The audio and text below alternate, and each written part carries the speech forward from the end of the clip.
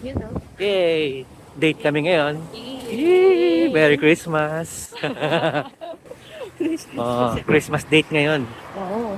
Tatambay kami sa paborito naming tambayan, sa Kawasaki Station. Yay! Ang lamig nga, ano ba nga, mga 4 degrees na ba? Parang ganun. Siguro. Yan, bumili muna kami ng ticket sa sine, sa machine. Dito sa 109. Nanood kami ng Avatar! Fire and ano ba yan?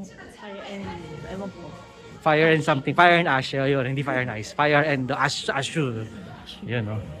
Okay, galang mo na, galang mo na. Woohoo!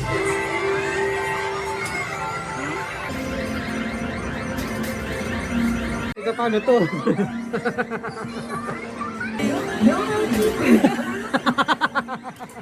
Ano ba yan? Lalo ka ata pinahirapan. Yehey! Subway! Pakatapos lang namin manood ng Avatar. Ah, kumusta? Kumusta?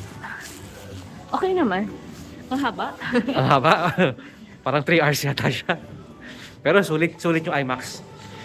Sulit.